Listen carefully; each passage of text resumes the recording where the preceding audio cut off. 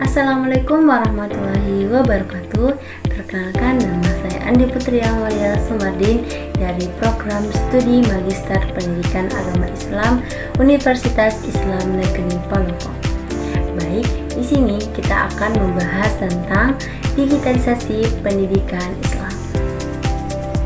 Nah, kita harus ketahui bahwa digitalisasi pendidikan Islam merupakan proses pemanfaatan teknologi digital secara terencana dan bertanggung jawab untuk mendukung penyelenggaraan pendidikan Islam, baik dalam kegiatan pembelajaran, pengelolaan pendidikan, maupun penyebaran nilai-nilai keislaman.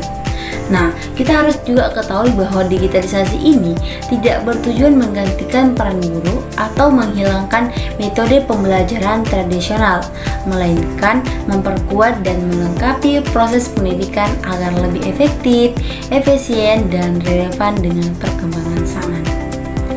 Jadi dalam konteks ini, teknologi digunakan sebagai sarana untuk mempermudah penyampaian ilmu agama tanpa mengurangi esensi ajaran Islam itu sendiri. Pendidikan Islam pada dasarnya mendorong umatnya untuk terus belajar dan menyesuaikan diri dengan perkembangan ilmu pengetahuan dan teknologi. Hal ini sejalan dengan ajaran Islam yang menempatkan ilmu sebagai fondasi utama dalam kehidupan manusia.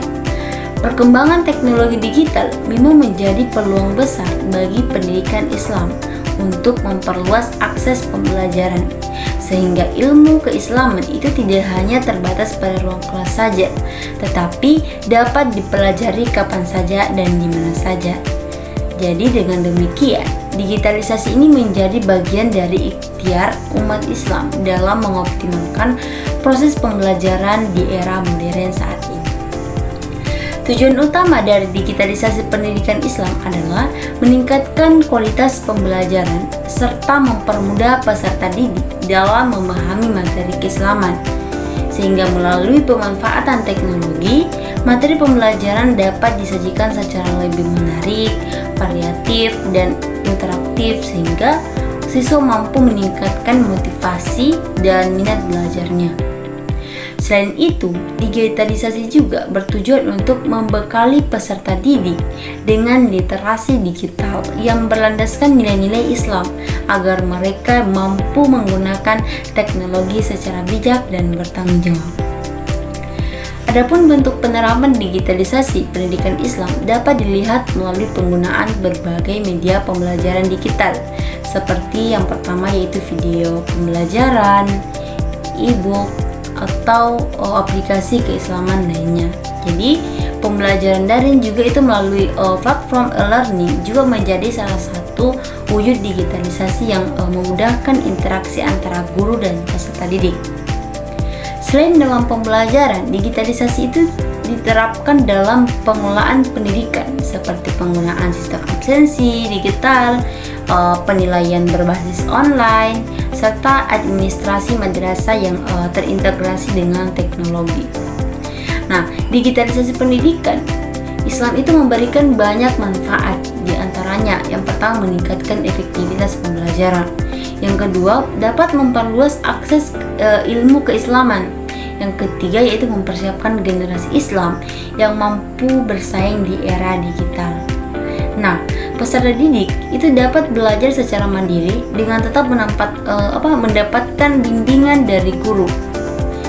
Selain itu, teknologi juga menjadi sarana dakwah yang efektif untuk menyebarkan nilai-nilai Islam secara lebih luas dan cepat.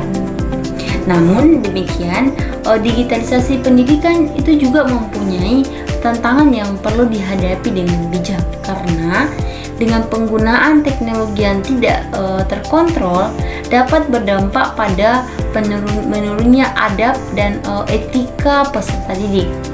Oleh karena itu, peran guru dan pendidik Islam sangat penting sebagai pembimbing dan teladan dalam penggunaan teknologi. Guru tidak hanya bertugas menyampaikan materi, tetapi juga menanamkan nilai akhlakul karimah dan tanggung jawab dalam bermedia digital. Nah, sebagai kesimpulan bahwasanya digitalisasi pendidikan Islam itu merupakan sebuah keniscayaan yang tidak dapat dihindari di era globalisasi. Dengan memanfaatkan teknologi secara tepat dan tetap berpegang pada nilai-nilai Islam, pendidikan Islam dapat terus berkembang dan memberikan kontribusi nyata dalam membentuk generasi yang beriman, berilmu, berakhlak mulia, serta mampu menghadapi tantangan zaman secara bijaksana.